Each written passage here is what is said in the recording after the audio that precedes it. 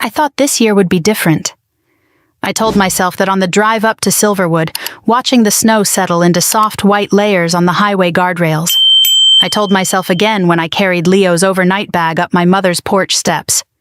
And I told myself a third time when we stepped into her living room at 9:52 that morning, just in time to watch my 7-year-old son realize he didn't exist in this family at all. The moment it happened wasn't loud. It wasn't dramatic. It was quiet, almost delicate, like a snowflake landing on your hand and melting before you notice. The room glowed with Christmas lights and glossy wrapping paper. My sister Carla's kids, Kayla, Mason, and little Ruby, sat knee-deep in gifts, shrieking with delight as they tore into one box after another. iPads, drones, robotics kits, a new mountain bike with neon spokes. Their laughter bounced off the walls the way Christmas laughter is supposed to. But Leo sat beside me on the carpet, legs folded tightly under him, hands tucked into the sleeves of his sweater, as if trying to take up as little space as possible. Every time a gift was passed out, he leaned forward just a little, hope flickering across his face like a candle almost out of wax.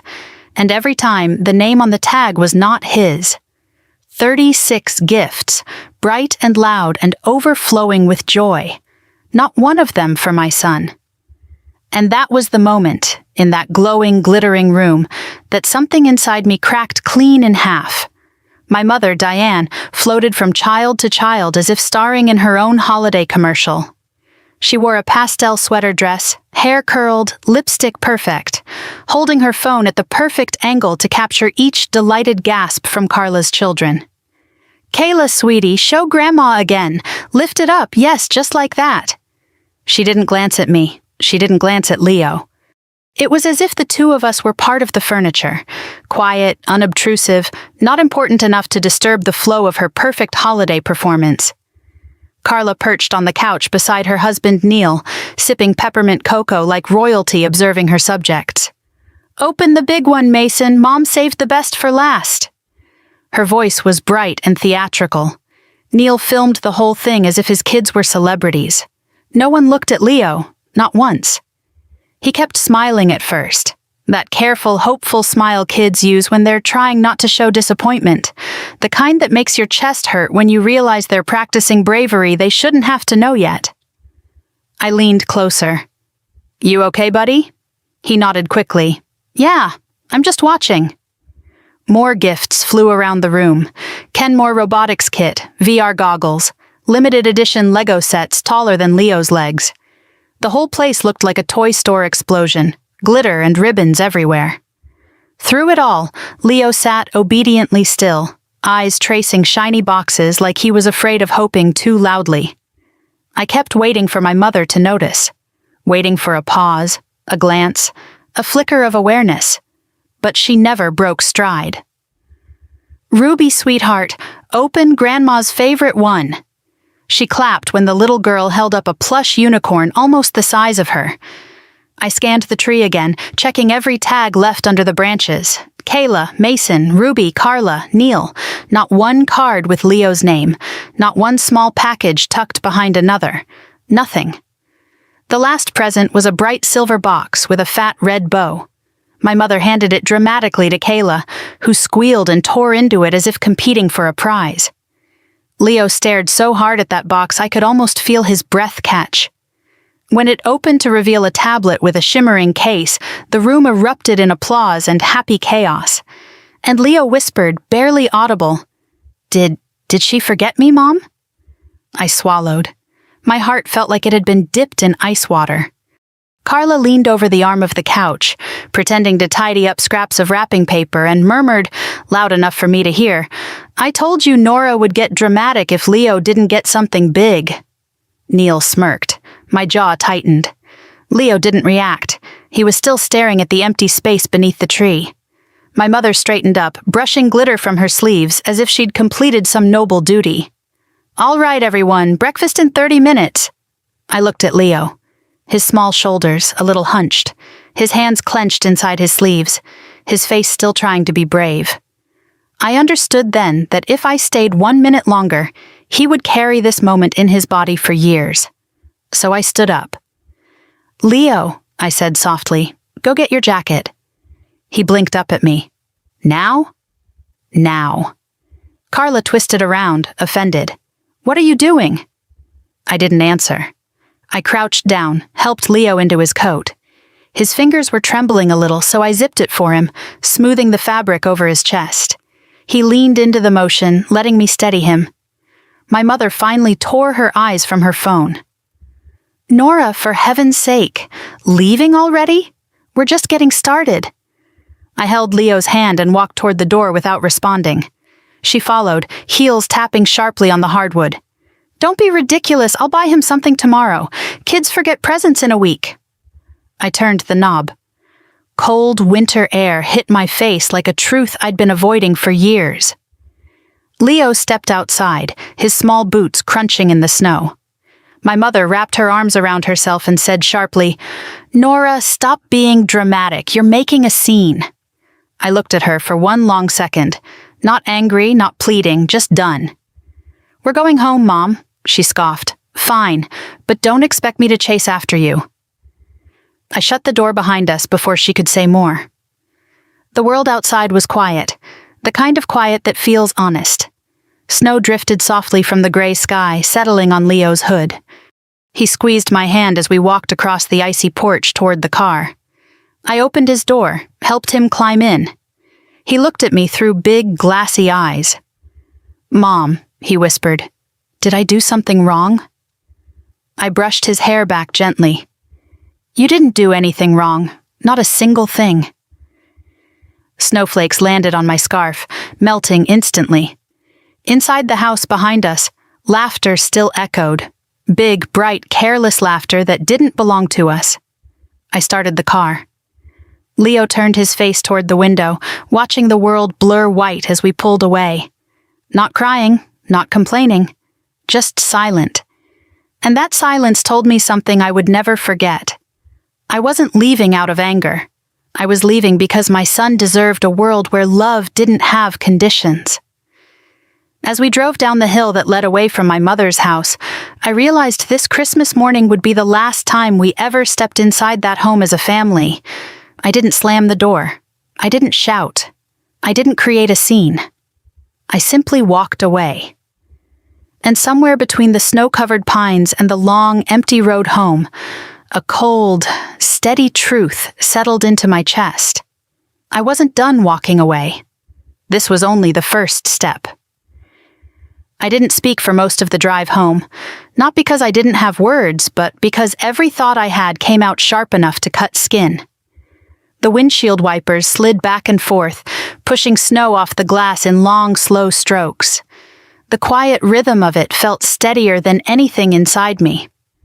Leo sat in the back seat, leaning his forehead against the window, watching the blur of pine trees slip by. He wasn't crying, he wasn't pouting, he wasn't asking questions. And somehow that was worse than all of it combined. When a child goes completely still, that's when you know something inside them has been bent in a way you can't undo.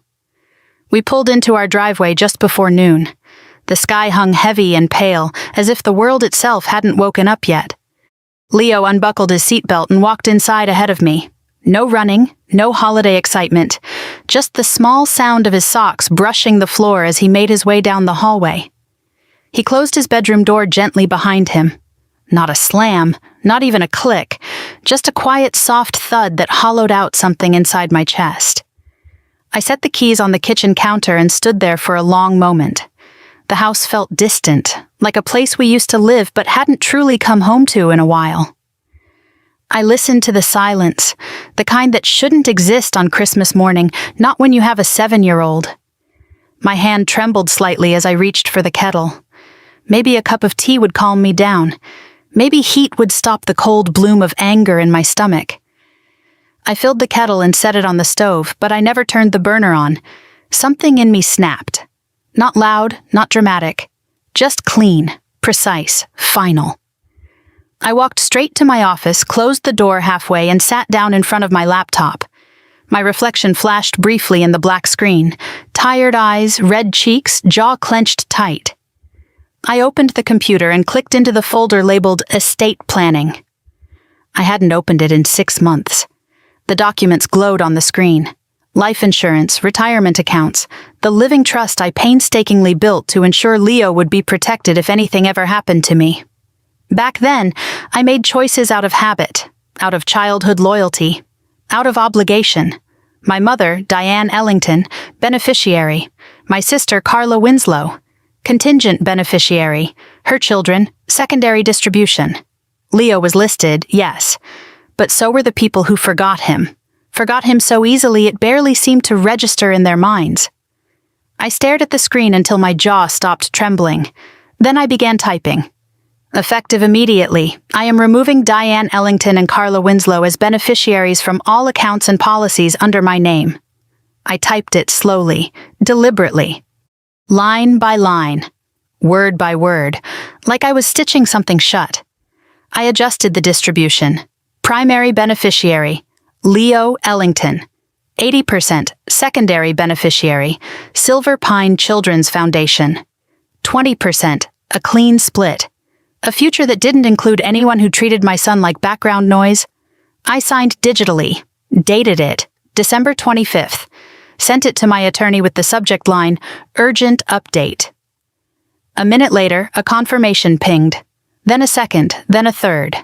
The kettle finally whistled from the kitchen, but I didn't move to turn it off. My phone lit up on the desk beside me. Incoming call, Dad. I stared at the screen for 4 rings before answering. Hey, he said immediately. Not Merry Christmas, not how's Leo? He dove straight into what he wanted. Listen, my transmission's dying. The shop quoted me $3,200. Can you spot me till next month? I closed my eyes. He had borrowed money from me for 5 straight years. Car repairs, medical bills, overdue rent, unexpected emergencies, every time the same promise, I'll pay you back. Not once had a dollar returned to me. No, I said. Silence. Then a scoff. What do you mean, no? I mean, no, I can't help anymore. You're just mad about this morning. I'm done, I said. Done paying to be everyone's backup plan while my son gets treated like he doesn't matter.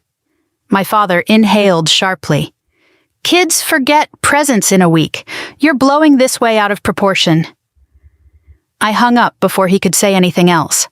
The kettle shrieked louder, loud enough to make the walls vibrate. I walked to the kitchen, turned it off, and just stood there, hands braced against the counter. My phone buzzed again. I didn't look at it. By 6 that evening, I had 30 unread texts and 47 missed calls. Carla, Diane, Dad, Neil, even numbers I didn't recognize. I didn't listen to a single voicemail. When the clock hit 7:15, I finally walked down the hallway to Leo's room. The door was cracked open slightly. I pushed it gently and found him sitting cross-legged on the floor, coloring a picture of a superhero. Cape, mask, all bold primary colors. Hey, buddy, I said softly. He didn't look up right away, but when he did, his eyes were calm. Too calm. Are we going back to Grandma's? He asked. No, I said. Not for a while. He nodded, not relieved, not upset, just accepting, as if he'd already known the answer. He went back to coloring, staying carefully inside the lines. I watched him for a long moment, feeling both proud and devastated. When he finished the page, he held it up. Do you like it? It's perfect, I whispered. He smiled just a little, then put the drawing aside and crawled onto his bed. He pulled his blanket up to his chin, eyes drifting toward the window like he was still watching snow fall on a world that had forgotten him. I sat beside him, brushing his hair back. Merry Christmas, Leo, I said. He whispered, Merry Christmas, Mom. I waited until his breathing steadied and he slipped into sleep. Then I rose quietly, turned off his light, and closed the door. The house was silent again, but this time, it didn't hurt. It felt like a border closing, a choice being made, a line I should have drawn years ago. Back in my office, I opened my email. My financial advisor had responded.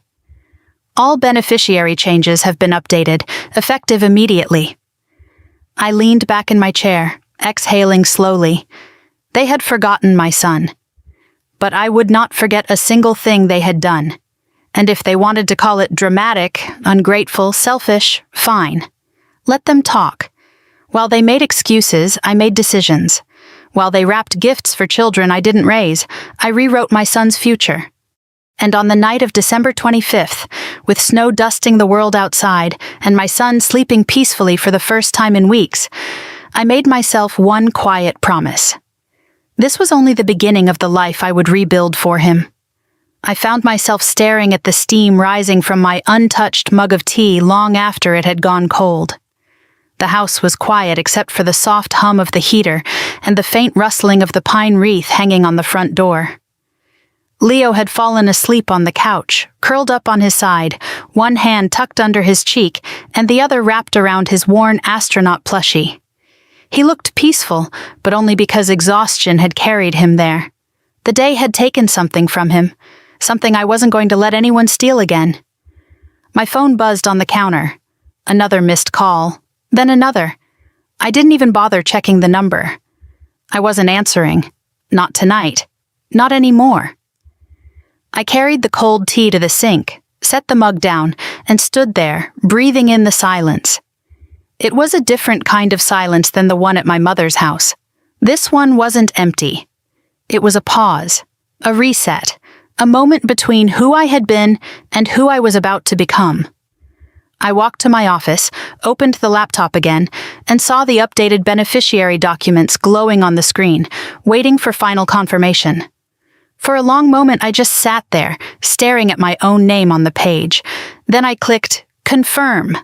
A message popped up. Are you sure you want to proceed? Yes, I was sure.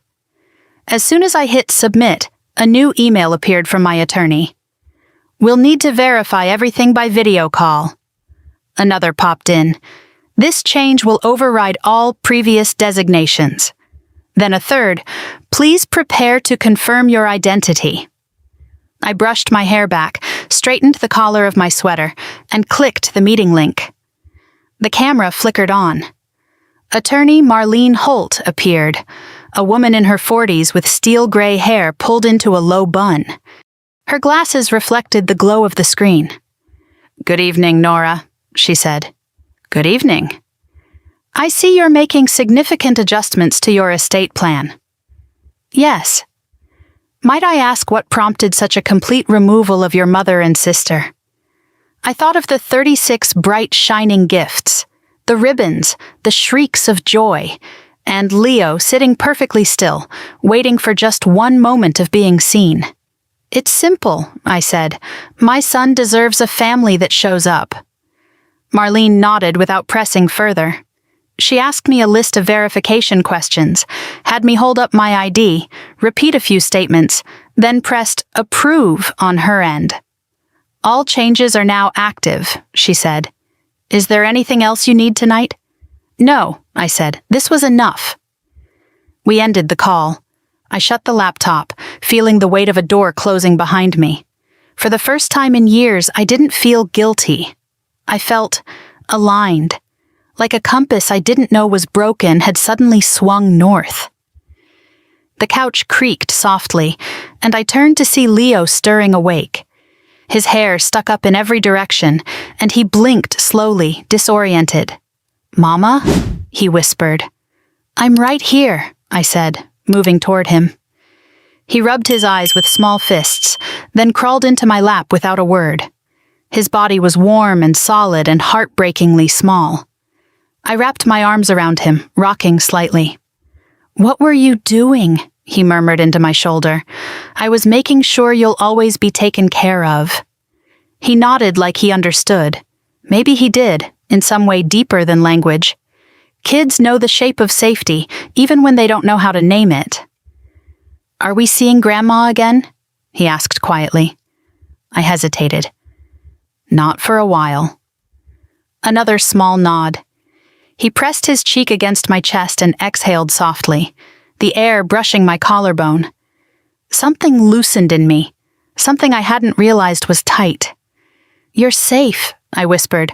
I promise you're safe. He closed his eyes again, and in less than a minute he was asleep. I carried him to his room, tucked him under the blankets, and kissed the top of his head. Then I turned off the light and pulled the door almost closed, leaving a sliver of hallway glow spilling across the carpet. My phone buzzed again, and again, and again.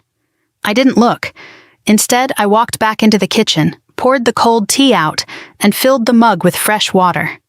The kettle hissed softly as it heated. Outside, snow fell in slow spirals under the streetlight. When the kettle whistled, I made a new cup, then set it aside as the screen of my phone lit up across the room. Mom, 16 missed calls. Carla, 14 missed calls. Dad, 18 missed calls. Neil, 5 missed calls. Dozens of messages, fragments flashing across the preview window. Call me now. You're overreacting, Nora. You're hurting Mom. You owe us an explanation. This isn't what families do. I picked up my phone, stared at the glowing screen, then placed it face down. I wasn't obligated to respond. Not anymore. The heater clicked off. The house fell into a deep, comfortable quiet. Then the phone buzzed one more time, vibrating across the counter. I turned it over just enough to see the sender, Carla. I didn't open the message, but the preview line was enough. If you don't talk to us soon, we will escalate this. I let out a breath I didn't realize I'd been holding. My first thought wasn't fear. It was clarity. They didn't want reconciliation. They wanted control. And for the first time, control was something they no longer had. I stepped away from the counter, holding the mug between my hands. Warmth seeped into my palms, grounding me. I walked to the living room and sat on the couch, the same place Leo had fallen asleep hours before. Through the window, the sky had shifted into a deep nighttime blue. Snow continued drifting, catching in the glow of the streetlight like floating embers. The phone buzzed again, another message from Carla. I didn't lift it. Instead, I breathed in the warm air of my own home, feeling everything settle into place. The anger, the hurt, the years of being overlooked, dismissed, and expected to swallow every slight. A different kind of strength settled into me now, quiet, steady, mature. Not the strength that comes from fighting, the strength that comes from choosing not to participate anymore. My son was asleep in a house that loved him. The documents were updated. The boundaries were drawn. Let them escalate. Let them rage. Let them spin their stories. While they were busy trying to hold on to a version of me that no longer existed, I was already walking toward something better. I lifted the mug, took a slow sip, and let the warmth spread across my chest. This was not the end. This was the beginning of a new chapter, for both of us. I woke the next morning to the sound of soft knocking. 3 taps, a pause, then 2 more, the kind of knocking someone uses when they're trying to seem polite but can't hide their impatience. It was barely 8 in the morning. The winter sun hadn't even climbed over the pines behind our house yet. Leo sat at the kitchen table, still in his pajamas, legs dangling off the chair as he drew spirals of stars on a scrap of paper. His hair stuck up everywhere, and he had that sleepy, squinty look that always melted me a little. I was scrambling eggs, pretending everything was normal, pretending yesterday hadn't happened. "Who is it?" he asked, eyes drifting toward the front door. "No one we need to talk to right now," I said, keeping my voice light. I walked quietly to the entryway, peeked through the peephole, and felt my stomach drop. My mother stood on my porch in slippers and a winter coat thrown over her robe, gripping a bright red gift bag like it might explode if she held it any tighter.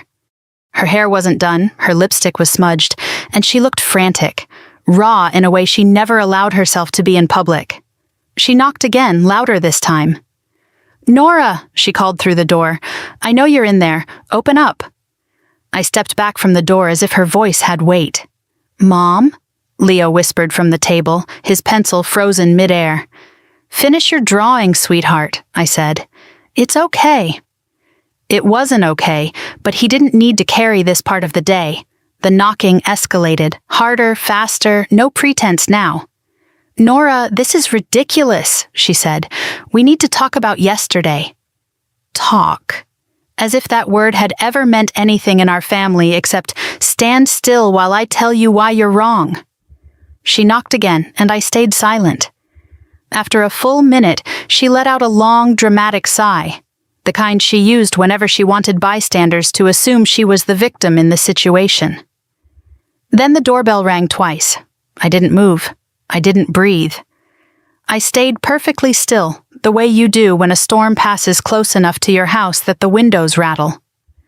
Finally, she set the red bag on the welcome mat, wiped her hands on her robe, and stomped down the steps. She didn't look back. I waited until her car engine faded down the street before I opened the door. Cold winter air swept inside. The gift bag sat alone on the step, its glossy finish catching the pale morning light. Red tissue paper poked out the top, bright and loud against the snow. I crouched down and picked it up. The weight of it felt wrong, too light, too uncertain. Inside the bag were 3 items: a navy hoodie 2 sizes too big, a stuffed bear that still smelled like plastic, and a small toy car. At the bottom sat a crumpled receipt. I smoothed it between my fingers. Purchased at 8:19 that morning. Not a real apology, just panic, just shame wrapped in dollar store tissue paper. I carried the bag to the kitchen. Leo looked up from his drawing. "Was that Grandma?" "Yeah," I said, setting the bag on the counter. "What did she want?" "She brought these." He peeked inside, expression unreadable. He didn't reach for anything. "Did she buy them for me?" he asked. "Yes," I said. "This morning." He nodded slowly. "Oh." His voice didn't waver, it didn't break, it just accepted. And that acceptance hurt more than any tears. "Do you want to keep them?" I asked. He shook his head. "No." I didn't ask why, I didn't need to. He'd already lived the answer. After breakfast, I grabbed my keys, and the 2 of us drove to the Good Neighbors Donation Center across town. Snow fell lightly, dusting the windshield in soft flakes. Leo held the gift bag in his lap, staring down at it like it was something fragile and sad. Inside the center, a volunteer with kind eyes and silver-streaked hair greeted us. "Holiday donations?" she asked. I nodded. "Something like that." Leo stepped forward and placed the bag on the counter. "I hope another kid likes it," he said. The woman smiled at him warmly. "I'm sure they will, sweetheart." Back in the car, Leo buckled himself in, then looked out the window. "Mom?" he said quietly. "Yeah? Did Grandma forget me yesterday because I'm not fun enough?" My throat tightened. "Leo," I said, "you are everything any child should be. Kind, thoughtful, brave. What happened yesterday says nothing about you. It says everything about the people who forgot to look at you." He didn't say anything else. He just held his astronaut plushie a little closer. We drove home in silence, the kind that wasn't heavy this time, just careful. As we pulled into our driveway, I noticed someone standing on the sidewalk between our house and the Mackenzie's place next door. A bundled figure in a knitted hat and puffy coat leaning on a cane. Mrs. Dougherty. She'd lived on this street for 40 years, babysat half the kids on the block, baked cookies for every holiday.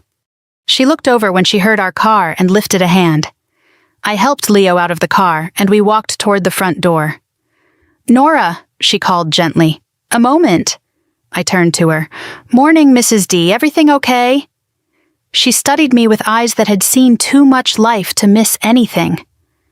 "I saw your mother leave here earlier," she said. "She didn't look herself." I exhaled softly. "It's been a long week."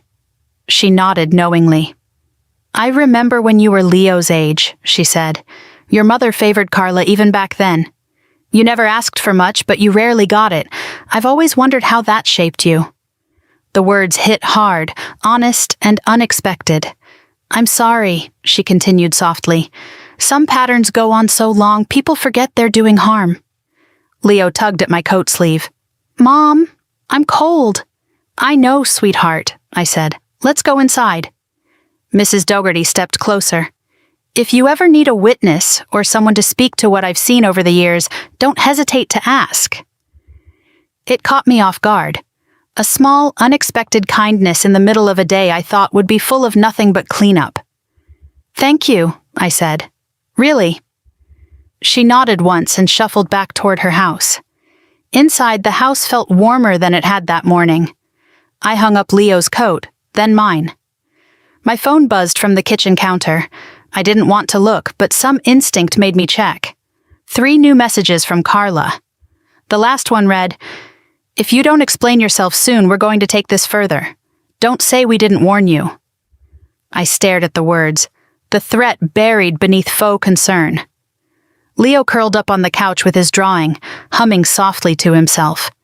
His safety, his softness, his whole heart, everything about him felt precious and breakable, in a way I couldn't ignore anymore. I put my phone face down on the counter, took a slow breath, and let the truth settle over me like snow on quiet branches. They didn't come here to make things right. They came because I stopped playing my part. The kettle clicked on automatically, warming the air with gentle steam.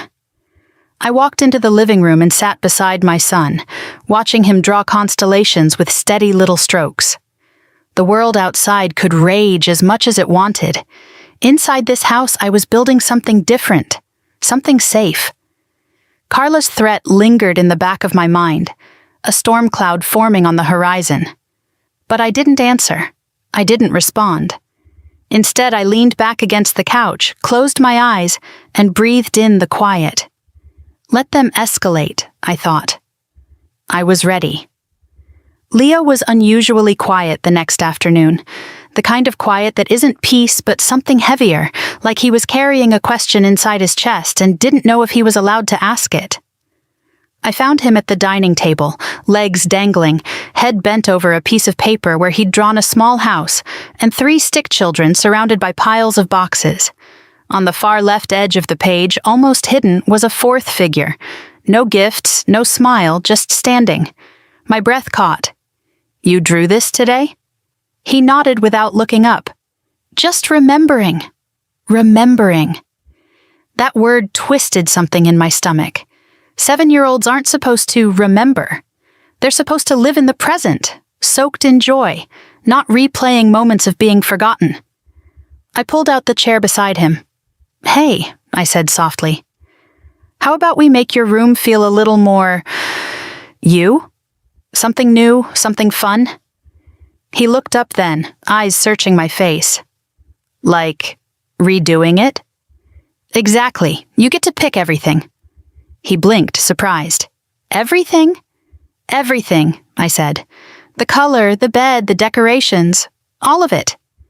A slow smile unfurled across his face, fragile at first, then blooming fully. "Can I pick the paint?" "Yes," I said. "That's the whole point." We grabbed our coats, and he tugged his astronaut plush along with him, as if it were his emotional compass. The drive to the hardware store wasn't long, but the silence between us felt lighter this time. Anticipatory, not bleak. Inside, the aisles were lined with hundreds of color swatches, hanging like tiny paper flags. Leo walked between them slowly, fingers brushing across the edges. Twice he paused, twice he shook his head. Then he stopped before a deep, rich shade of blue. "This one," he said, lifting the swatch carefully. "What do you like about it?" I asked. He studied it as though the answer mattered. "It looks like space, not the scary kind, the kind where you can breathe." Something inside me softened so suddenly I had to steady myself. "Space blue it is," I said. We added paint rollers, brushes, drop cloths, glow-in-the-dark stars, and a pack of planet stickers to the cart. When we checked out, the cashier smiled down at Leo. "Big project?" she asked. "Big room," Leo corrected. "Big change." His tone was simple, but there was meaning beneath it, a kind of bravery I hadn't taught him but admired all the same. At home, we transformed into a tiny renovation crew. We dragged furniture to the center of the room and spread plastic sheets across the floor. I opened the paint can, and the color rose to the surface in a glossy swirl. Leo dipped his brush in too much paint at once, splattering a blob onto the wall. He gasped. I messed up. It's okay, I said, guiding his hand. Painting isn't about being perfect. It's about trying. He nodded and tried again. The second stroke came out smoother. By the 8th, he was humming. We painted for hours, pausing only when our arms got tired or our fingers cramped. He smeared blue paint on his cheek at one point, leaving a streak like a warrior mark. I didn't tell him. It was too endearing to wipe off. By late afternoon, one wall was done completely, 2 others were halfway there, and the room smelled like fresh beginnings. Leo stepped back, hands on his hips. It looks good, he said. It looks amazing, I answered. He grinned. A real smile, unguarded and bright, a piece of him coming back online. I tucked him onto the couch after dinner, where he promptly fell asleep mid-cartoon, his hair still carrying faint specks of blue paint. I covered him with a blanket and tidied up the brushes and trays. When I walked back into the hallway, something on the floor caught my eye. A small slip of folded paper sticking out of Leo's hoodie pocket. Curious, I pulled it out gently. It was a rough draft written in his small, careful handwriting. At the top, in pencil, "Family is who remembers you." I pressed the paper to my chest, closing my eyes. Children don't lie. They feel, purely, honestly. And the fact that he had written this alone, quietly, without showing anyone. I breathed in slowly, letting the words settle into me like ink on skin. The next morning, my inbox pinged with a message from Ms. Rayburn, Leo's teacher. "Hi, Nora. Could we speak privately after school today? It's about an assignment Leo wrote yesterday." My heart lurched, not in fear of trouble, but in fear of sadness. I replied yes, and spent the day thinking of that single line he had written. At 3:15, I arrived at the classroom as kids poured out, laughing and bumping backpacks together. Leo held my hand as we walked inside. Ms. Rayburn smiled kindly. "Hi, Leo. Can I talk to your mom for a moment?" Leo nodded and wandered to the reading corner, flipping through a picture book. Ms. Rayburn handed me a paper. "He wrote this today." At the top, "Who shows up?" His words were simple, but devastating. My mom shows up. She makes breakfast. She painted my room blue with stars. She goes to my games and reads with me. She remembers me. My grandma forgot me on Christmas. My mom didn't forget. That's the difference. My vision blurred. I blinked hard, trying to steady myself. Ms. Rayburn spoke gently. "He's resilient, Nora. Incredibly so. But I wanted you to see this because it means he trusts you more than anything else in his world." I nodded. I couldn't speak yet. Leo wandered over, holding the book to his chest. "Did I do okay, Mom?" "You did perfect," I managed, my voice thick. He slipped his hand into mine. "Can we get pizza for dinner?" "Yes," I whispered, "we absolutely can." That evening, we sat in our favorite booth at the pizza place on Maple Street. He had pepperoni slices stacked almost dangerously high, and he giggled when cheese stretched halfway to the table. Sauce smeared across his chin, and he looked lighter, as if the blue walls we painted had peeled away something heavy inside him. When we got home, he ran straight to his room, gasping at how the dried paint looked even richer than before. "It's like night," he said. "Want to add the stars?" He nodded eagerly. Together, we arranged the glow-in-the-dark stickers, mapping constellations across his ceiling. Orion, Cassiopeia, the Big Dipper. Leo insisted on adding a shooting star right above his bed. "For wishing," he said simply. Later, as he lay down and the ceiling glowed soft green, he whispered, "I like it better than Grandma's house." "I'm glad," I whispered back. He fell asleep with his face tilted up toward the stars, breathing slow and even. I stood at his door for a long time, watching the light flicker softly over his hair. At midnight, when the house had settled into its quiet hum, I checked my phone. 17 missed calls, 16 texts, the group chat blinking with new messages. "This is childish, Nora. Your mother is devastated. You're being cruel. Talk to us or we'll have to take action."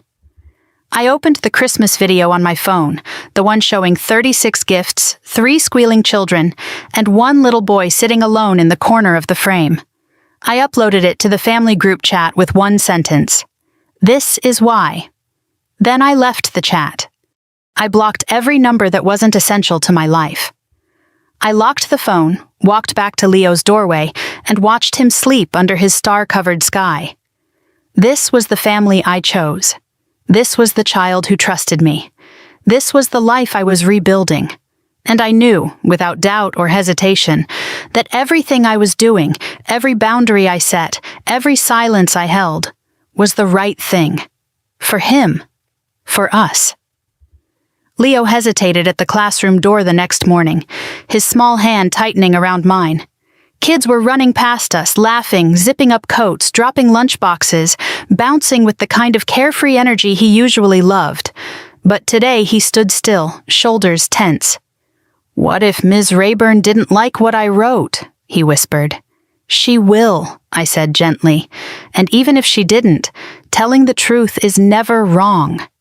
He nodded, though the movement was small and uncertain. When he finally stepped inside, his eyes stayed glued to me until the last possible second before the classroom swallowed him up. I waited near the bulletin board until the final bell rang, and then stepped into the classroom. The room smelled like crayons and the faint sweetness of the hand sanitizer they kept in pump bottles by the door. Ms. Rayburn greeted me with a soft, understanding smile. "I'm glad you could stay for a moment," she said. Leo glanced at me from the reading corner, a picture book open in his lap, but his attention pinned entirely on us. Ms. Rayburn led me toward her desk and picked up a sheet of notebook paper. My stomach tightened even before she handed it to me. "Leo wrote this yesterday," she said softly. Across the top of the page, in careful pencil strokes, were the words, "Who shows up?" The rest of the page was pure truth. "My mom shows up. She helps me with my homework. She makes breakfast. She paints my room with stars. She comes to every school thing. My grandma used to show up. She forgot me on Christmas. My mom didn't forget. She never forgets." That's the difference. I didn't realize I was gripping the paper too tightly until I forced my fingers to relax. My throat felt thick. "He wasn't writing for a grade," Ms. Rayburn said. "He was writing because he needed to." I swallowed slowly. "He's processing." "He's doing it beautifully," she said. "And bravely." Behind us, I heard quiet footsteps. Leo had wandered closer, still holding the picture book like a shield. "Mom?" he asked. "Did I write bad?" I crouched to his eye level and put an arm around him. "You wrote honestly, and that takes more courage than most grown-ups have." He looked at Ms. Rayburn for confirmation, and she nodded warmly. Some of the tension in his shoulders eased, and he leaned lightly against me. "We'd like to encourage his writing," Ms. Rayburn said. "Maybe get him involved in the science club, too. He shows a lot of curiosity." Leo's eyes lit up. "Science club?" "You'd be perfect for it," she said. He nodded slowly, hope blooming across his expression like sunrise through clouds. We thanked her and walked hand in hand out of the building. The cold air bit at our cheeks, but Leo didn't seem bothered. He kept kicking small piles of snow on the sidewalk, humming to himself. My phone rang just as we reached the car. My boss's name, Elisa Marshall, flashed across the screen. "Give me a second, buddy," I said, answering. "Hi, Elisa." "Nora," she said, sounding unusually cheerful. "I'm glad I caught you. I wanted to say, you've been doing incredible work these past months. Organized, steady, creative. And your last report? Outstanding." I blinked, taken aback. "Thank you," I said, unsure where this was going. "We're promoting you," she said, Senior Strategy Coordinator. The cold wind didn't feel cold anymore. "Wait, really?" "You earned it," Elisa said. "Take the weekend to celebrate with Leo. You deserve something good." When I hung up, Leo was bouncing lightly on his toes. "What happened? What happened?" "I got a promotion," I said. His eyes widened. "Does that mean, can we get pizza tonight?" I laughed. "Yes, it definitely means pizza." He threw both arms up in victory and shouted, "Yes!" to the empty parking lot. We got pizza, pepperoni, extra cheese, the same booth we always sat in. Leo talked non-stop about science club, about planets and telescopes and black holes he wanted to learn about. Sauce smeared across his chin, his face bright and open. For the first time since Christmas morning, he looked light. At home, he ran to his room and flipped on the switch for the glow-in-the-dark stars we'd just put up the night before. "Look, Mom," he said, lying back on his pillow to stare upward. "I see it," I said. "It's beautiful." He pointed at a streak of stickers forming a curved tail. "That's the comet. I put it right there so I can wish on it." "What are you wishing for?" I asked. He thought for a long moment. "For things to stay like this." My heart pulled tight, warm and aching. When he finally drifted to sleep, I tucked his astronaut plush under his arm, kissed his forehead, and left the door slightly open. I should have gone to bed. It had been a long day, and my body was heavy with the kind of tired that comes from emotional rebuilding, but curiosity tugged at me. I checked my phone. 32 unread messages. The family group chat was exploding. "You humiliated us. You're tearing this family apart. Your mother is devastated. This is ridiculous for one mistake. Kids don't remember Christmas anyway. You should be ashamed." I scrolled slowly, each message more dismissive, more manipulative than the last. Once, these words would have crushed me, made me doubt myself, made me feel selfish for wanting fairness for my child. Not now. I opened the video from Christmas, 36 gifts. The chaos of wrapping paper flying, my mother's laughter, Carla's bragging, Neil's filming. And in the corner of the frame, Leo, small and quiet and waiting for nothing. I hit upload. "This is why," I wrote. Then I left the group. Blocked every number except Aunt Lorraine's. Set my phone face down on the counter. The heater clicked softly, filling the house with warm air. In the quiet, I walked to Leo's doorway again. He was asleep under the starry ceiling we'd made together. His small hand rested on his pillow, relaxed now, not clenched the way it had been in my mother's living room. I leaned against the door frame and let myself breathe. This peace wasn't accidental, it wasn't luck, it wasn't temporary.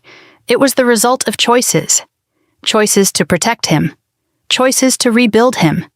Choices to show up for him in every way my own mother never did for me. And I knew, without needing anyone's validation, without needing forgiveness from people who never gave it, that we were finally on the right path.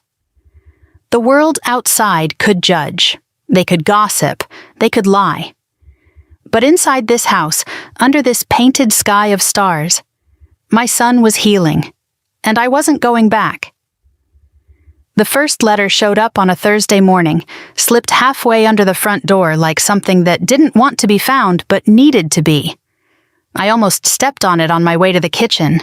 A pastel envelope, the kind you find in the bargain section of the pharmacy greeting card aisle. My mother's handwriting, looping, dramatic, unmistakable, curled across the front. I didn't open it. Not right away.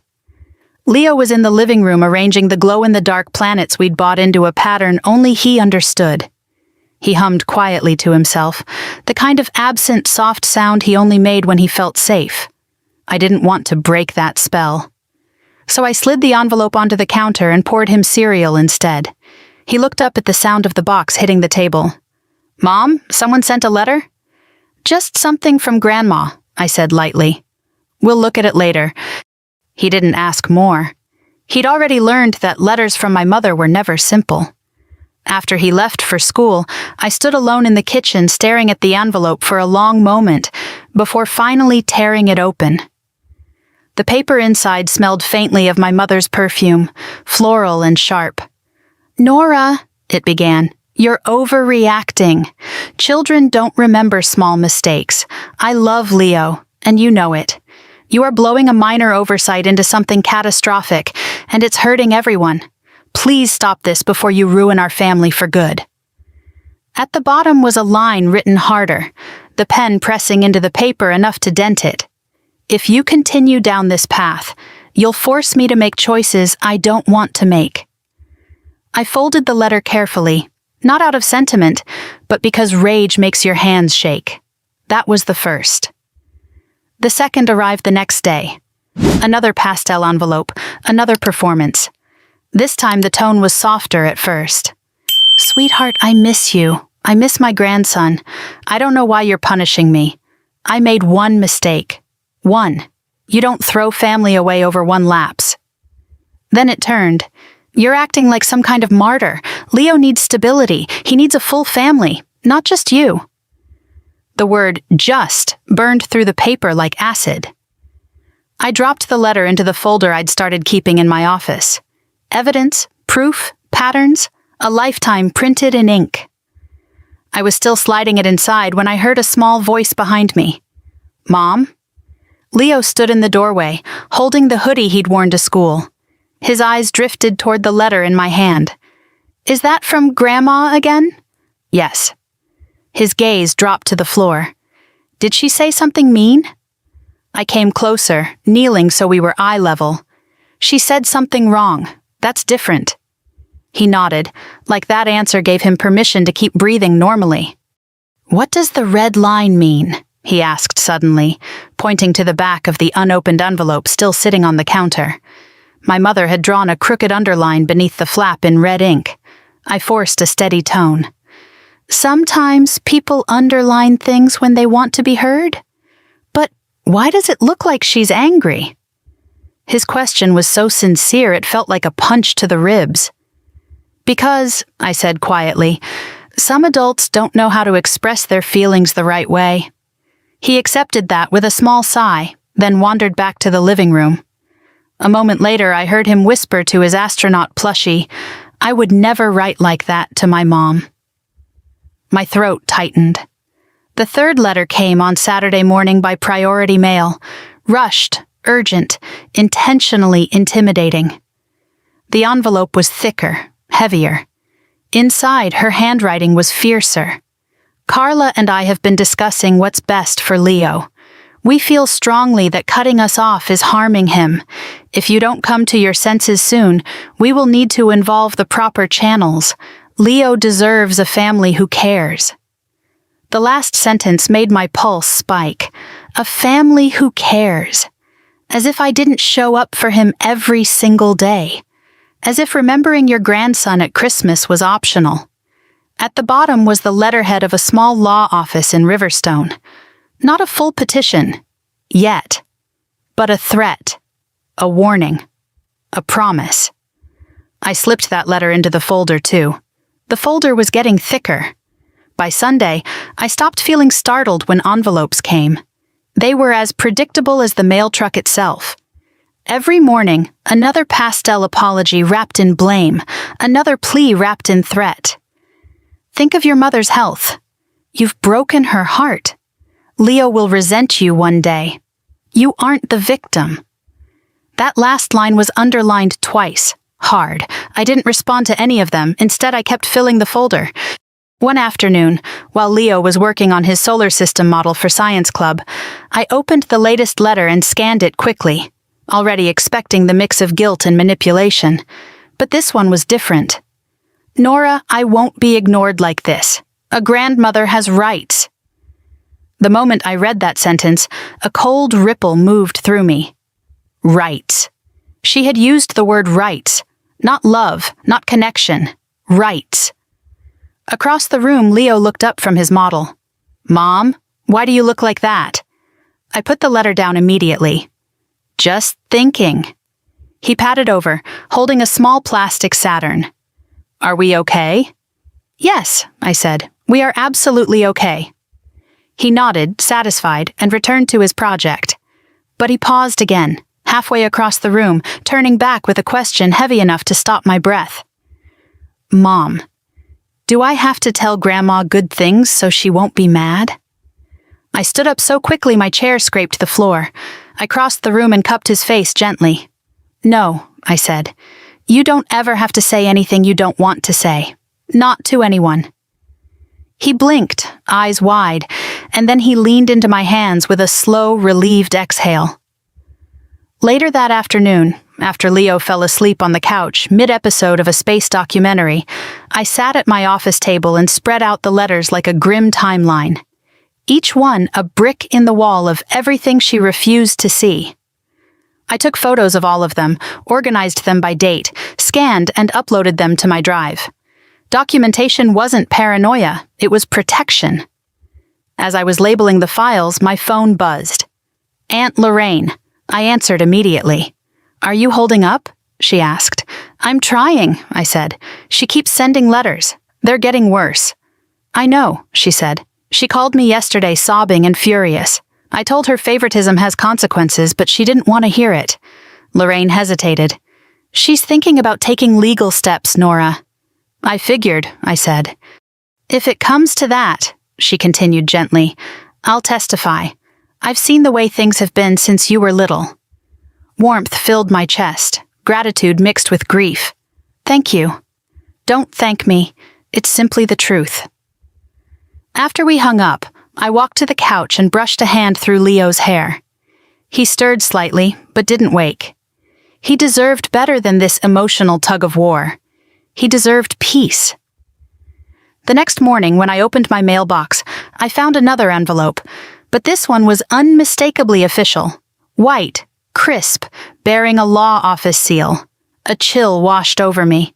Before I could even open it, my phone vibrated from my coat pocket. A new message from Carla. "Don't panic when the letter arrives, we warned you." I stood completely still on the front porch, snowflakes melting against my coat.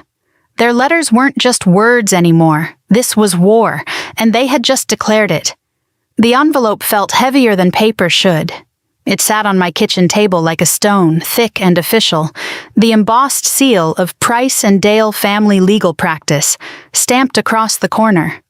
Snow dripped from my boots onto the floor as I stood staring down at it, unable to bring myself to touch it. Some part of me already knew what was inside. Some part of me knew this wasn't an apology or an explanation or even a plea. This was a move, a choice, a declaration, and one I couldn't ignore. I finally slid a finger under the flap, tore it open, and unfolded the stack of documents. The heading glared up at me in bold letters. Petition for grandparent visitation rights in the matter of the minor child. Leo Ellington. My breath left me in one sharp, painful exhale. Behind me, Leo sat on the living room rug, building a Lego spaceship with focused intensity. He had no idea that a battle had just been brought to our doorstep. No idea that someone who forgot him on Christmas morning believed she now had a legal right to claim him. I skimmed the pages. My mother, Diane, claimed that I had unreasonably restricted access, that I was isolating Leo, that I was damaging his emotional development by denying him a stable extended family. Then came the part that made my stomach clench. Petitioner believes respondent is emotionally unstable and making decisions not in the child's best interest. I closed my eyes. They weren't just trying to insert themselves into Leo's life. They were trying to undermine me as a mother. And at the bottom of the page, in neat type, failure to respond may result in temporary visitation granted to petitioner. My hands shook, not out of fear, but out of something colder, sharper, a clarity edged with fury. "Mom?" Leo's soft voice floated from behind me. "Are you okay?" I turned, folding the papers before he could see the header. "Just reading mail, sweetheart." "Is it bad mail?" he asked, instinctively knowing more than he should. "Not for you," I said. "That's what matters." I tucked the petition into a folder and grabbed my phone. My fingers dialed the number from memory. Attorney Marlene Holt answered on the second ring. "Nora?" "I got the letter," I said. "It's a petition." "Bring it in today," she said with instant professional calm. "We're going to fight this." I glanced toward the living room. "She's accusing me of isolating him." "Accusations aren't facts," Marlene said. "Do you have documentation?" "I have everything." "Good," she said. "We'll need it." After we hung up, I pulled the large leather-bound folder from my office shelf, the one I'd started filling the moment the first guilt-soaked letter arrived. I spread its contents across the dining table. Christmas photos, screenshots of texts, saved voicemails where my mother said Leo wasn't her responsibility, the crumpled receipt from the panic gifts, the birthday card where she wrote the wrong age, the notes from Leo's teacher about his emotional processing, the letter with "You are not the victim" underlined in red, a pattern, a history, a truth they couldn't rewrite. Leo wandered in as I sorted through papers. "Are you making something?" "Yes," I said, carefully keeping the tension out of my voice. "I'm making sure our life stays peaceful." He nodded like that made perfect sense. Then he went back to his spaceship. When I arrived at Marlene's office that afternoon, she looked over the petition with a slow, controlled exhale. "They're using intimidation tactics," she said, "trying to push you into compliance before you know your rights." "They thought I'd fold," I said. Marlene lifted her eyes. "Are you going to?" "No." "Good," she said, "because we are not just defending against this, we are going to dismantle it." She flipped through the papers I brought, placing sticky notes and highlighting sections with the precision of a surgeon. When she reached the Christmas video still, her mouth tightened. "That's damning," she said. "Judges take patterns very seriously. We'll use the video, and the letters, and that birthday card. Good grief." "She didn't know his age," I said softly. "She didn't even guess close." For a moment, we sat there together in quiet understanding, the kind that forms only when truth is no longer a secret. "Court date will be set for fall," Marlene said finally. "You'll get a notice soon." 8 months. A long wait. A long shadow cast over everything. But I wasn't doing this alone. When I left the office, I called Aunt Lorraine. She picked up on the first ring. "I heard from Carla," she said. "I'm guessing you got the petition." "Yes." "I'll testify," she said immediately. "I'll tell the judge exactly what I've seen. Your mother's favoritism isn't new, Nora." I sat in my car, gripping the steering wheel with one hand. "Thank you." "Don't thank me," she said. "Thank yourself. You're protecting that boy in a way no one ever protected you." When I got home, Leo was at the dining table coloring a planet with wide, sweeping strokes. He looked up as I walked in. "Did you fix the bad mail?" he asked. "I'm working on it," I said. "But nothing's going to happen to you." He studied my face carefully. Children know when adults are avoiding truth. Children sense storms long before we name them. "Is someone trying to take me away?" he asked quietly. The world stopped moving. I crouched down in front of him and took both his hands. "No," I said firmly. "No one is taking you anywhere, I promise you. You are safe. With me. Always." His shoulders relaxed a fraction. "Okay," he whispered. That night, after he fell asleep under the soft glow of his star stickers, I turned the dining table into a war room. Documents organized, timelines drawn, labels applied. Christmas, letters, missed calls, threats, manipulation, receipts, voicemails, wrong birthday card. When I was halfway through sorting, my phone buzzed. Carla, of course. A new message flashed across the screen. "Good luck at court. Everyone knows who the unstable one is." I let out a slow, controlled breath.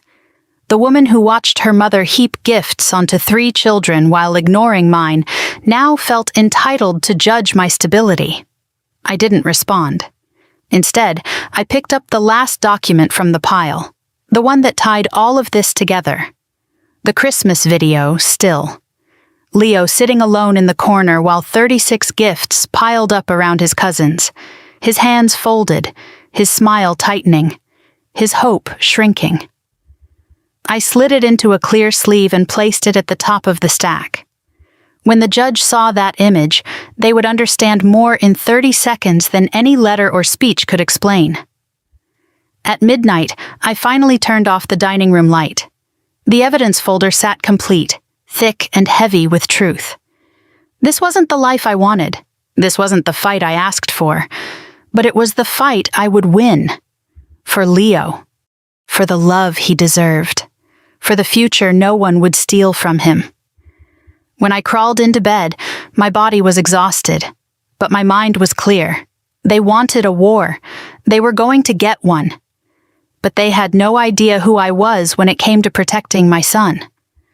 Spring crept in quietly, softening the edges of winter until the snow outside our windows melted into thin silver streams. The world felt gentler, somehow. And in that gentleness, Leo began to bloom again in ways I hadn't realized he'd been holding back.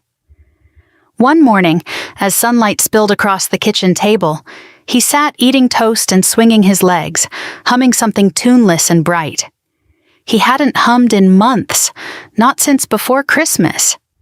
When he finished breakfast, he wiped crumbs off his shirt and said, "Mom, last night I dreamed I was floating in space. But not alone.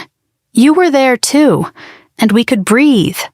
I felt something warm unfurl in my chest. "That sounds like a beautiful dream." He nodded with quiet certainty. It was. Outside, the world was thawing. Inside, my son was too. At school, he threw himself into science club like it was the best thing that had ever happened to him. Every day he came home with a new fact about Jupiter's storms, or Saturn's rings, or the temperature on Mercury. And every evening he added another detail to his solar system model. He painted Jupiter's bands with careful stripes, dabbed flecks onto Mars to make it look more dusty, and insisted Pluto needed space in his model, even if other people forget about it. I didn't miss the metaphor. I didn't point it out. One windy afternoon in late March, Leo came bursting through the front door with a huge smile. "Ms. Rayburn said my model is going in the hallway display." "That's amazing," I said, as he hopped out of his shoes mid-step, "and she said I'm really good at explaining things." He puffed his chest out a little. "She said I'm a natural teacher." He glowed, not because someone remembered him, but because someone saw him. I held on to that moment for days. Baseball sign-ups started in April. I wasn't sure if Leo wanted to play again. He'd been nervous around crowds lately. But when I asked, he nodded shyly.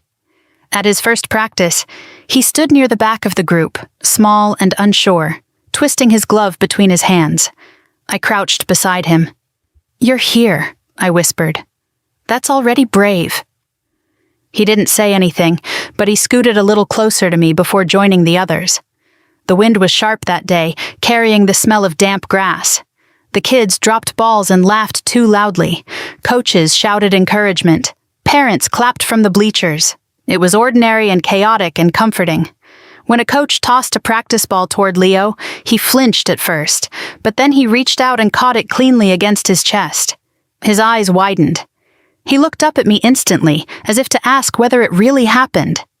"I saw that," I called. A grin split across his face like sunrise through clouds. That's how the next few months felt. Small joys, steady growth, soft healing. He started laughing more during breakfast. He showed me doodles he made in the margins of his worksheets. He stopped asking whether Grandma was mad at us. But normalcy is a fragile visitor. It never stays long in families like mine. The letters continued. Not daily now, but often enough to prickle anxiety beneath my skin every time I checked the mailbox. Some were short.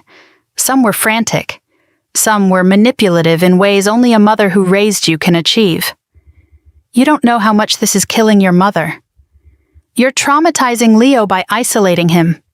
He will grow up resenting you for this. Mark my words." Each letter went into the folder in my office. Not opened twice, not responded to. One had a line written in shaky blue pen, "You are not the victim here." I held that one for a long moment before adding it to the pile. It wasn't the accusation that stung. It was how familiar it felt. How many times I'd been cast in roles I didn't choose just so the rest of them could stay the heroes of their own stories. Leo never saw the letters. He didn't need to carry that weight.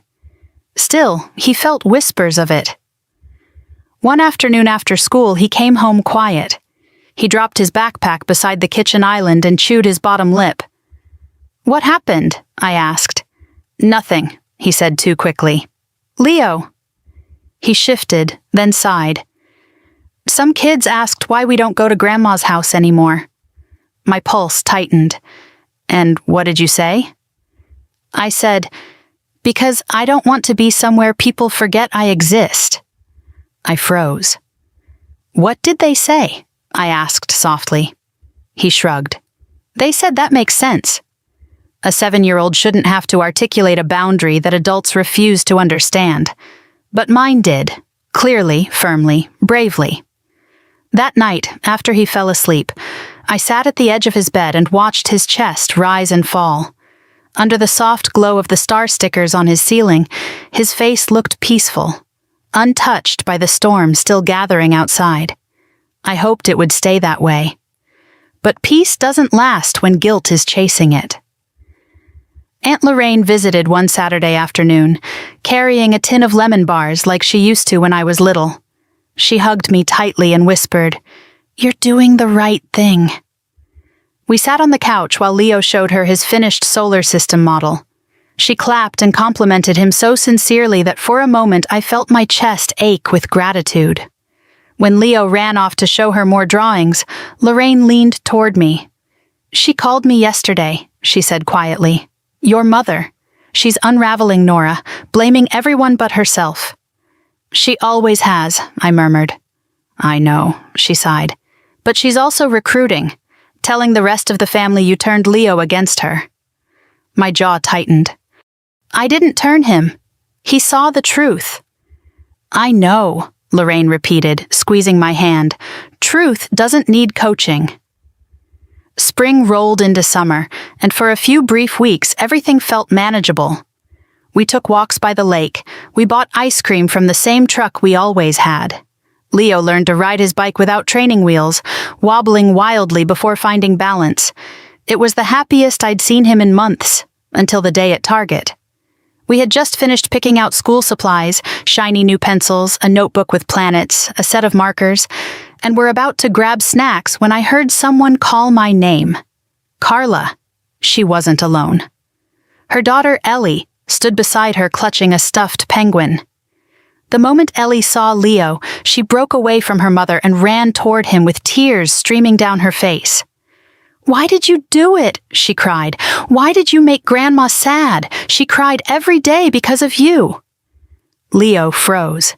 His hand tightened around the handle of the shopping cart. His face paled. I stepped between them immediately. "Ellie, sweetheart, that's not fair. That's not—" But Carla swooped in, pulling Ellie close and glaring at me. "Children shouldn't have to suffer for your drama, Nora." "Let's go," I said, keeping my voice steady and grabbing the cart. But Ellie's next words sliced the air like a knife. "My mom said you're mean," she sobbed at Leo. "She said you made Grandma sick." Leo's bottom lip trembled. I didn't—" I abandoned the cart and knelt to him. "Hey," I said firmly, "look at me." His eyes were full of fear and confusion. "Did I do something bad?" "No," I said. "You did nothing wrong. Telling the truth isn't bad. Wanting to feel loved isn't bad." Carla scoffed. "Keep telling yourself that." I stood, placing myself fully between her and my son. "We're done here." Leo clung to my arm as we walked quickly out of the store. He didn't cry until we reached the car. When the door closed behind him, he whispered, "Mom, am I allowed to feel sad?" My heart broke cleanly. "Yes," I said. "You're allowed to feel anything. Sad, angry, confused, all of it." He nodded slowly, tears tracking down his cheeks. "Okay." That night, after he fell asleep wrapped in his blanket, I sat in the living room staring at the ceiling until my phone buzzed. A message from my attorney. "The opposing counsel has filed additional claims." The peace of spring and summer had been real, but temporary, and September was coming, bringing the storm with it. The morning of the hearing arrived gray and heavy, the kind of sky that made it hard to tell where dawn ended and worry began. I barely slept the night before.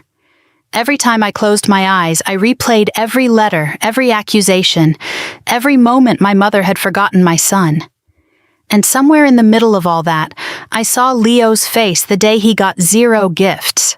Quiet, brave, holding himself together in a room that pretended he wasn't there. By 7:30, Leo was dressed in a button-up shirt that was slightly too big, sleeves rolled once at the cuffs. He kept smoothing the collar nervously. His hair had the stubborn little cowlick that never stayed down no matter how much water I tried. He looked small and older at the same time. "Mom?" he asked as I tied his shoes. "Do I have to talk today?" "Only if the judge asks," I said gently, "and you don't have to say anything you don't want to." He nodded slowly. "Okay." We drove in silence. The courthouse sat at the end of a long stone walkway, its columns rising like stiff shoulders against the gloomy sky. I held Leo's hand the whole way in. His palm was warm, his fingers tight around mine. Inside, everything smelled faintly of old paper and disinfectant. People whispered, doors echoed shut in the distance. Somewhere, someone typed rapidly on a keyboard. Life happening normally around us, even though ours wasn't normal today. We found our courtroom. Family Court, Hearing Room C. My attorney, Marlene Holt, was already there, seated at the table with a binder so thick it looked like a textbook. She stood when she saw us. "Hey, Leo," she said softly. "You look very sharp today." He gave a shy smile and pressed closer to my side. "We're ready," I told her. "I know," she said quietly, "and you're going to be okay. The evidence is clear." Her confidence steadied me more than she realized. When the door on the opposite side opened, my stomach tightened. My mother walked in wearing a navy suit she'd probably bought just for this. Her hair was perfectly styled, her makeup carefully done, her expression full of wounded dignity. Behind her came Carla, arms folded, jaw clenched, and her husband trailing like a shadow. My father was there too, which surprised me. He hovered awkwardly in the back, hands shoved in his coat pockets, eyes flicking from me to Leo without settling. My mother's lawyer, a man in his 50s with sharp glasses, nodded politely at Marlene before taking his seat. Then the bailiff announced, "All rise." The judge entered, Judge Rowan, a woman with silver hair pulled into a low twist and calm eyes that missed nothing. She sat, scanned the courtroom, then spoke. "We are here to address the petition filed by Ms. Diane Ellington regarding visitation rights for the minor child, Leo Ellington. Let's begin." My mother's attorney stood. "Your Honor, my client has been unfairly and abruptly cut off from her grandson. She believes this estrangement is harmful to the child and wishes to re-establish a meaningful connection." He spoke as if reading from a script, each sentence polished and sanitized. He gestured toward my mother. She dabbed theatrically at her eye with a tissue. "She made one mistake on Christmas," the attorney continued, "a minor oversight, and since then the respondent has withheld the child entirely, causing emotional distress to both parties." Judge Rowan turned her eyes toward my mother.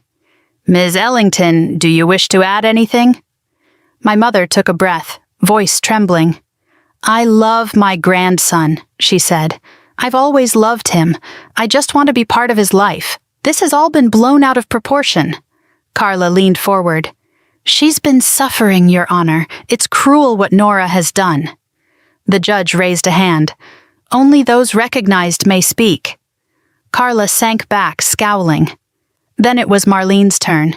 She rose slowly, pressing a button on the monitor behind her. "Before I begin, I'd like to play a video for the court." The Christmas video. 36 gifts, shrieks of excitement, paper flying, laughter, cameras flashing. And in the corner, Leo, sitting alone, small and silent, watching his cousins unwrap gift after gift, while nothing with his name ever appeared. The room was so quiet you could hear the soft hum of the monitor. When the clip ended, Marlene spoke evenly. "That was Christmas morning. 36 gifts for Ms. Winslow's children. 0 for Leo. Not a simple oversight, but one of many patterns." She placed the birthday card on the judge's desk next, the one where my mother wrote the wrong age. "Ms. Ellington could not recall her grandson's age," she said. "In the petition, she claims a close relationship with him. The evidence shows otherwise." She laid out letters, printouts of texts, and a timeline of ignored school events, forgotten birthdays, and manipulative accusations. Judge Rowan read each piece, her face unreadable. Then she asked, "Does the child wish to speak?" Leo looked at me. His hand trembled in mine. I knelt to him. "You only have to say what feels true." He nodded once, then stood. He was so small in front of that towering bench. The sleeves of his shirt had slipped down again. He pushed them up nervously, then looked directly at the judge. "She forgot me," he said quietly. Judge Rowan leaned forward slightly. "Can you tell me what you mean?" Leo swallowed. "On Christmas, she forgot to give me a present. She gave lots to my cousins, but none to me. And she didn't say anything, she just didn't remember." My mother let out a shaky sob behind us. Leo continued, small but steady. "My mom shows up for me. My grandma doesn't. I don't want to see her." He sat back down beside me and immediately leaned into my arm. I wrapped it around him, feeling his heartbeat quick and fluttering.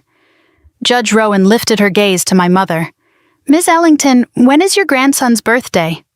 My mother froze, eyes darting. "March, the 15th, she guessed weakly. Judge Rowan shook her head. "Incorrect. And how old will he be turning?" 9, she said. "He is already 8, the judge corrected calmly. "He will be 9 next March." My mother swallowed hard, the color draining from her face. Judge Rowan exhaled. "I have heard enough." She shuffled papers, then looked directly at my mother. "This court finds insufficient evidence of a meaningful existing relationship between petitioner and the child.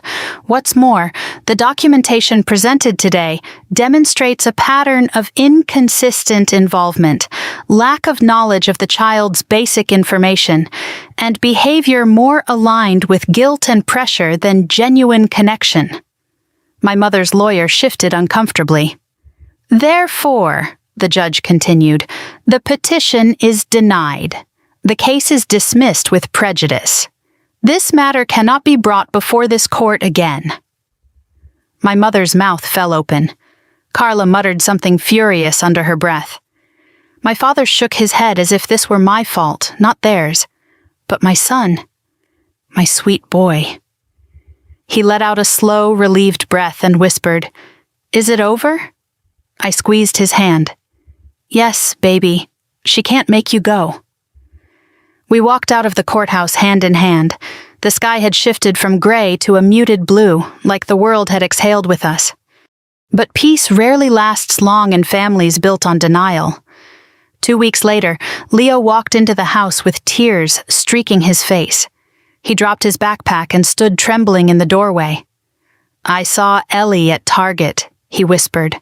"She ran to me and cried. She said I hurt Grandma. She said I made her sick. She said I ruined everything." My heart splintered cleanly. "What did you say?" I asked as I knelt in front of him. "I told her I didn't want to see Grandma anymore." His voice cracked, and she cried harder. He showed me a photo on his phone, Ellie sobbing in a shopping cart while Carla captioned it, "When children are taught to turn against their own family by bitter parents." Leo's lower lip quivered. "Did I do something bad?" I pulled him into my arms. "No, you didn't do anything wrong, you told the truth." "But why is she crying?" he whispered. "Because she doesn't understand," I said gently. "Boundaries hurt people who benefit from having none." "But that doesn't make you wrong." He cried into my shoulder, small and wounded and brave all at once. Later that night, after he finally drifted to sleep, I sat in the living room surrounded by shadows and the dim glow of his star ceiling down the hall. Court was over, but the emotional cost was still unfolding. And I realized something sharp and painful. Boundaries don't create villains. They reveal them. Autumn settled over Silver Pine in soft layers. Crisp mornings, quiet evenings, orange leaves piling along the sidewalks like nature's slow applause for surviving the chaos of summer. Life finally felt stable. Not perfect, not untouched, but steady in a way I hadn't felt in years. Leo walked into the kitchen one chilly morning wearing his puffer vest and holding a steaming mug of cocoa I hadn't made for him. He'd learned how to push the buttons on the single-serve machine by himself and looked immensely proud of his independence. "Look," he said, raising the mug. "I didn't spill this time." "That's amazing," I said, brushing a crumb from his cheek. "You're getting really good at that." He grinned, the faintest dimple appearing. "Can I show you something?" "Of course." He led me to the living room and pointed up at the wall. Overnight, he had added a dozen new glow-in-the-dark stickers, small ringed planets and swirling galaxies, arranged like he'd stitched his own little universe just above the doorway. "It's not done yet," he said, "but it's getting good." "It's beautiful," I told him. And it was. Not because it was perfect, but because the shape of healing was visible in every gently placed constellation. For weeks, life moved gently like this. Homework after school, warm dinners, late-night giggles when he insisted the stars on his ceiling were definitely brighter tonight. On weekends, he begged me to take him to the planetarium again, where he pressed his palms against the glass railing and whispered fun facts under his breath. He was coming back to himself, and I was too. Then, one crisp October morning, he walked into the kitchen with a strange question. His brow was furrowed, lips pressed together. "Mom," he asked, "are we bad people?" The mug nearly slipped from my hand. I knelt beside him. "Why would you think that?" "Because," he said slowly, voice trembling, "Aunt Carla told Ellie, and Ellie told Noah, and he told me, that kids who don't want to see their family are ungrateful and mean." I closed my eyes for a breath I hoped he wouldn't see shake. "Sweetheart," I said softly, "doing the right thing doesn't mean no one gets hurt. Sometimes the right thing hurts people who don't understand it. That doesn't make you bad." He stared at me, thinking deeply. "But I don't want Grandma to be sad," he whispered. "I know," I said. "You have a good heart. But protecting your heart doesn't make you the villain in someone else's story, even if they want to make you one." He nodded, slow and uncertain, and leaned into me. I wrapped my arms around him and breathed him in, the smell of laundry detergent and cocoa and something uniquely him.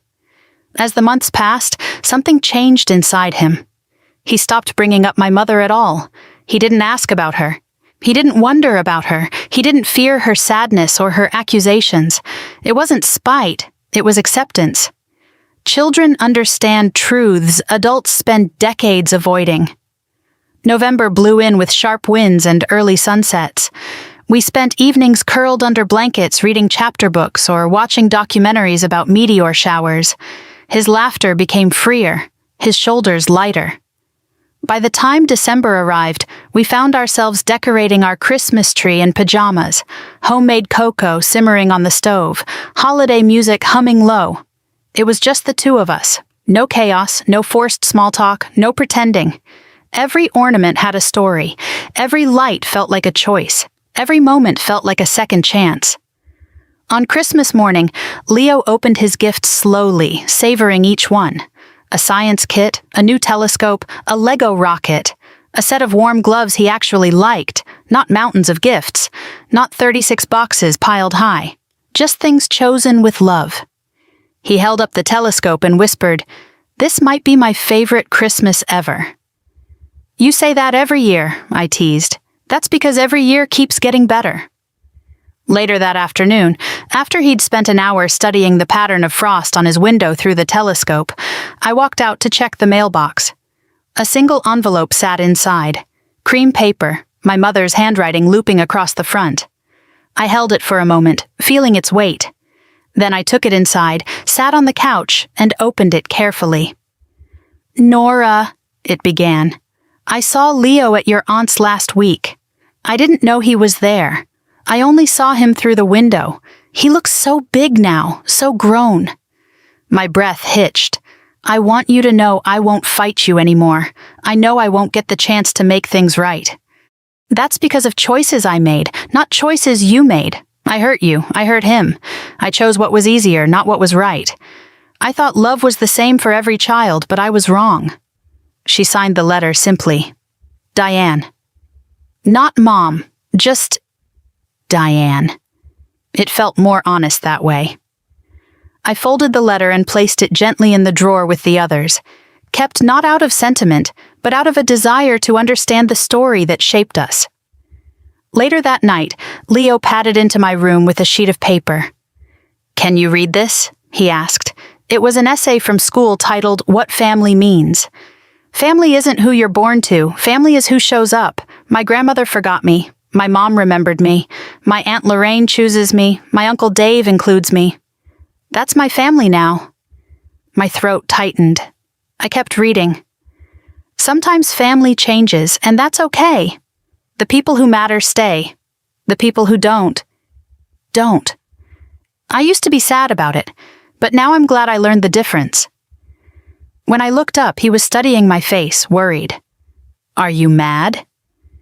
"Why would I be mad?" I whispered. "Because I said Grandma forgot me." "She did forget you," I said softly. "You're telling the truth. Truth doesn't make me mad." His shoulders relaxed. "Okay." He hugged me then, tight, sincere, full of a love that felt bigger than our little living room could hold. Time moved forward, quiet and steady. Leo turned 9, then 10, then 11. He joined art camp. He joined robotics club. He asked fewer what-if questions and more what's-next ones.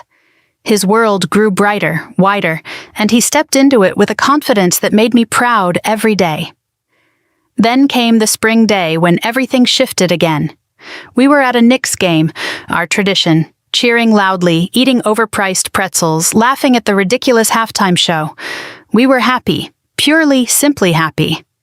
When my phone buzzed, I didn't check it at first. I let the crowd noise swallow the vibration. But when the game paused for a timeout, I glanced at the screen. A message from Aunt Lorraine. "I think you should know. Your mother passed away this morning." My breath stilled. Leo nudged me. "Mom, what's wrong?" I looked at him, his bright eyes, his jersey, his face flushed from excitement, and felt nothing, not anger, not grief, not relief, just a quiet, final understanding. "Nothing important," I whispered. "Watch the game." And he did, cheering his heart out as if life weren't shifting around him. We drove home after the game with the windows cracked open and the city lights reflecting off the windshield. Leo kicked his feet in excitement as he recapped every shot and every cheer. I listened. I smiled. I stayed present. Because the truth was simple. My mother had stopped being my mother long before she died, and the grief I'd carried all my life had already been laid to rest the day I walked out of her house. The next morning, the call came. Carla. Her voice was sharp, brittle. "She's dead," she snapped. "Mom's dead, and you didn't visit, you didn't call, you didn't even try." I held the phone calmly. "We all made our choices." "She died thinking you hated her," Carla hissed. "I didn't hate her," I said quietly. "I just couldn't let her hurt my son." "You're unbelievable," she spat. "This is your fault. The stress—" "No," I said. "Her choices built this ending, not mine." She hung up without another word. I made breakfast. Leo sat at the table twirling a fork between his fingers. "Who was that?" he asked. "Your aunt," I said. "Grandma passed away yesterday." He set the fork down and thought for a moment. "Are you sad?" he asked. "No," I said honestly. "She stopped being my mom a long time ago." He nodded. "I'm not sad either. Is that bad?" "No, that's honest." He reached for his cocoa. "Are we going to the funeral?" "Do you want to?" He shook his head. "Not really." "Then no." He took a sip of cocoa, calm and unbothered. "Okay." That was it. No drama, no guilt, no heartbreak, just truth, just healing, just the two of us choosing peace. I didn't go to the funeral. I didn't send flowers. I didn't write a speech or sit in the back row pretending to mourn a relationship that hadn't existed in years. I spent that morning exactly where I needed to be. At home, sitting at the kitchen table with Leo while he colored a picture of a comet streaking across a navy sky. He didn't ask about the funeral. He didn't ask what other people would think. He didn't ask if we were doing the right thing. He just hummed under his breath, tapping his marker gently between strokes, lost in a world where love was simple and stable and didn't require a child to earn it. Around noon, a soft knock came at the door. I opened it to find Aunt Lorraine standing there, wrapped in a long gray coat, eyes red but kind. "Can I come in?" she asked. "Of course." She stepped inside, brushing snow from her sleeves. She glanced toward the living room where Leo sat cross-legged on the floor, leaning over his drawing with fierce concentration. "He's grown," she whispered. "Last time I saw him, he barely reached my hip." "He just keeps climbing," I said softly. She nodded, then pulled a folded paper from her coat pocket. "I thought you might want to see this." When I unfolded it, my breath paused. It was my mother's obituary. Not a long one, not flowery, not overly sentimental. Just the facts: her birth date, the town she grew up in, her 2 daughters, her job, the names of her grandchildren. But something was missing. Leo's name. Carla's children were listed: Aiden, Mason, Ellie, but Leo, not mentioned at all, erased, forgotten one last time. Lorraine watched the understanding wash over my face. "I told the pastor," she said hesitantly, "but your sister insisted the obituary should reflect the people truly involved in Mom's life." I let out a slow, steady breath. Not angry, just tired. "I'm sorry," Lorraine whispered. I folded the obituary quietly. "Don't be. It tells me everything I needed to know." She touched my arm. "You may not have had the mother you deserved, but you became the mother Leo needs, and that matters more than anything written in a newspaper." When she left, I walked back inside and found Leo holding up his drawing. "Look, Mom, it's us on a comet. We're holding hands so we don't float away." His timing was unintentional, but the metaphor hit me straight in the heart. "That's perfect," I said, kneeling to look closely. He studied my face with gentle curiosity. "Are you okay?" "Yes," I said honestly. "Better than okay." He leaned against me, still smelling faintly of markers and cocoa. And that was when I finally allowed myself to understand something I hadn't known how to name. I wasn't grieving a mother. I was grieving a version of family I had spent years trying to pretend existed. A version that was never real. From that day on, life didn't transform overnight. Healing rarely happens in clean lines, but each day felt a little clearer, a little lighter, a little more ours. By spring, Leo joined the art club at school. He painted entire galaxies with streaks of silver and gold. He came home with hands stained in color and stories spilling out of him faster than I could keep up. "That's a nebula," he'd say proudly, showing me a swirl of violet and blue. "Stars are born in those." "So are boys who survived things they shouldn't have had to," I whispered once when he couldn't hear me. He grew taller, his voice deepened slightly. He laughed louder. He asked fewer questions about the past and more about the future. One warm May afternoon, he ran into the kitchen holding a flyer. "Mom, there's a summer space camp. Can I go, please?" His eyes were stars themselves, bright, hopeful, ready. "Of course," I said without hesitation. "Let's sign you up tonight." He threw his arms around my waist, holding on tightly. "You're the best mom in the whole galaxy." I hugged him back, feeling his small heartbeat press into my ribs. "And you're the brightest star in mine." Life went on. And every day, we created something new. A family built not from expectation, but from choice. Then, one summer night, months later, after Leo had gone to bed, I opened the drawer where I kept my mother's letters. 4 envelopes. 4 ghosts. 1 obituary tucked behind them like a final chapter. I carried them to the living room fireplace, not out of anger, not to erase anything, but to set something down. One by one, I placed the letters into the fire. The paper curled and darkened, ink dissolving into sparks. The last things she ever wrote to me rising in thin gray trails. When the flames died, the room felt lighter.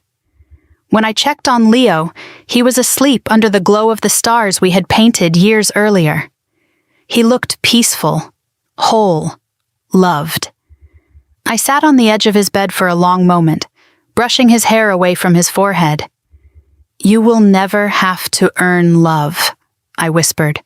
"Not from me, not ever."